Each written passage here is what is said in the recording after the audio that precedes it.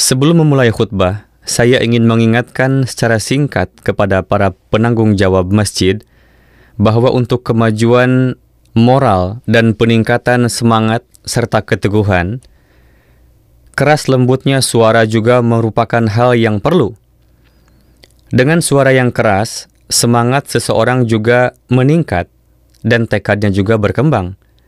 Oleh karena itu, selama 8 hingga 10 tahun berturut-turut, setiap kali ada acara undangan di sekolah-sekolah, saya terus mengingatkan para guru dan kepala sekolah untuk berusaha melatih suara keras para siswa. Tetapi saya menyesal bahwa tidak ada perhatian yang diberikan pada masalah yang sangat penting ini. Hanya ada dua kemungkinan sebab, entah pentingnya suara keras tidak disadari, atau dianggap bahwa suara yang lemah tidak bisa diperkeras. Jika seseorang berpikir bahwa suara keras tidak berpengaruh pada kemajuan seseorang dan peningkatan tekadnya, maka dia keliru. Allah Ta'ala setiap kali mengutus seorang nabi, juga memberikan kepadanya kelancaran bicara, kemampuan berpidato, dan kekuatan berbicara. Doa yang dipanjatkan Hadrat Musa alaihissalam kepada Allah Ta'ala juga menyebutkan, wa ahlul uqdatam min lisani. Surah Thaha ayat ke-28.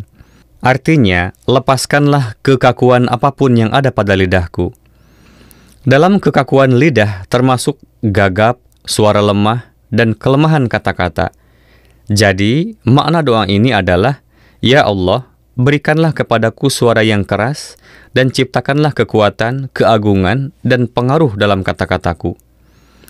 Demikian pula debat-debat Nabi Musa alaihissalam dengan Fir'aun menunjukkan bahwa beliau memberikan jawaban-jawaban pendek dan singkat.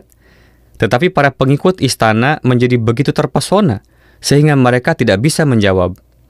Akhirnya mereka mulai memukul dan berbuat zalim.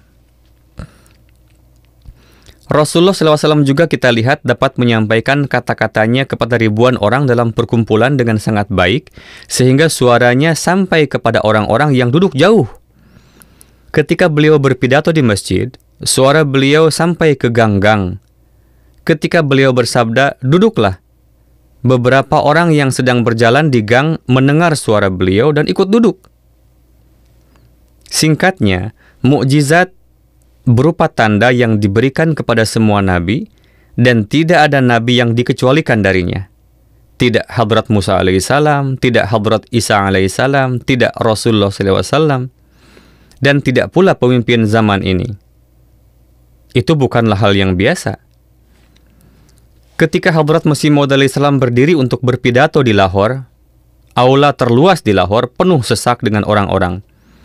Kerumunannya begitu besar sehingga pintu-pintu dibuka, bahkan tenda-tenda dipasang di luar, dan itu juga penuh dengan pendengar. Di awal, seperti kebiasaan umum, suara beliau agak pelan dan beberapa orang juga membuat keributan. Tetapi kemudian ketika beliau sedang berbicara, sepertinya trompet dibunyikan dari langit dan orang-orang duduk terpesona. Jadi, suara keras adalah salah satu keadaan penting dalam pengkhidmatan agama. Kemudian tidak diketahui mengapa teman-teman kita tidak memperhatikan hal ini. Anggapan bahwa suara tidak bisa diperkeras adalah salah. Orang-orang yang berlatih menyanyi, suara mereka menjadi keras. Guru-guru penyanyi melakukan tindakan pencegahan untuk memperkeras suara dan melindungi tenggorokan. Kadang mereka mengikat kain hangat dan kadang kain dingin. Lalu, seseorang berdiri dengan tongkat, dan jika suara keluar lemah, dia memberikan hukuman. Ketika tenggorokan serak, mereka mengikat es dan sebagainya untuk memperkeras suara. Di antara kita juga ada contohnya, Abdul Ghaffar Khan Sahib Afghan, yang adalah ayah Mia Abdullah Khan Sahib Afghan, dan saudara almarhum Maulwi Abdul Sattar Sahib, adalah pemuda yang tinggi besar, tetapi suatu hari ketika berdiri untuk azan, suaranya tidak keluar. Beberapa orang mengejeknya. Akibatnya, ia mulai rutin mengumandangkan azan, dan perlahan-lahan suaranya menjadi begitu keras, sehingga ketika dia mengumandangkan azan, tidak terdengar seperti kata-kata yang keluar, tetapi seperti peluru meriam yang ditembakkan. Jadi, Suara bisa diperjelas jika siswa diperintahkan untuk memperkeras suara atau akan dihukum dan diperlombakan. Seseorang bisa ditempatkan jauh dan siswa disuruh memanggilnya, lalu jarak perlahan-lahan diperbesar, maka suara bisa menjadi 2 atau 3 kali lipat. Salah satu muazin di sini juga bersuara lemah, dan ketika dia mengumandangkan azan, sepertinya ada yang menampar mulut anak kecil, dan dia menangis. Jika seseorang membaca Al-Quran seperti itu, orang-orang akan ribut. Tetapi tidak ada perhatian pada azan, padahal disebutkan dalam Al-Quran. Saya melihat umumnya muazin mengucapkan Muhammad atau Muhammadun seperti itu.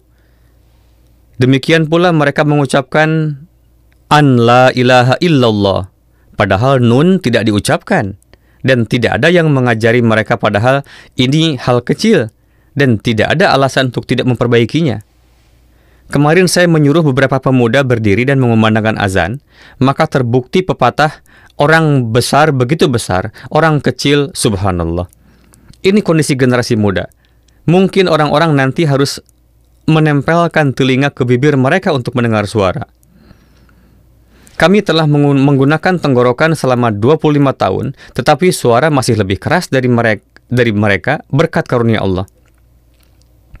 Saya telah menginstruksikan pengawas anak-anak untuk memilih 3 anak setiap hari dan menyuruh mereka mengumandangkan azan agar suara mereka keras. Kami dulu sangat antusias, sehingga pada waktu azan asar, kami berlari dari jauh dan mengumandangkan beberapa azan. Pertama saya datang dan mengumandangkan azan, lalu teman saya datang dan dia juga mengumandangkan.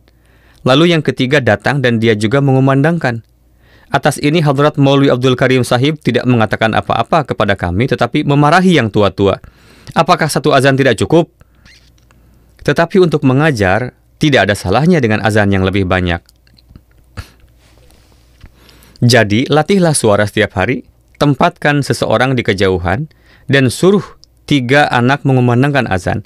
Lalu jauhkan dia setiap hari, dan lihat berapa banyak suara bertambah.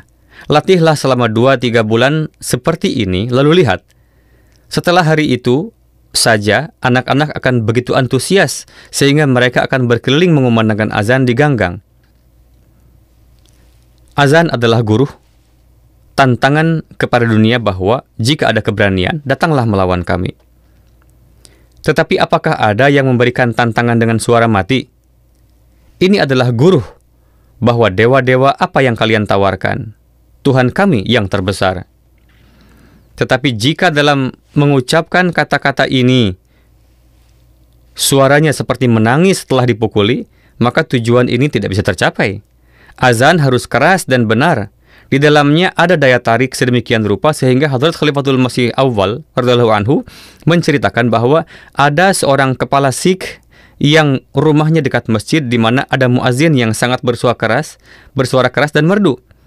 Anak perempuan muda Sikh itu suatu hari berkata kepada ayahnya bahwa dia ingin menjadi muslim. Dia bertanya, "Mengapa?" Dia berkata, hatinya memang menginginkan.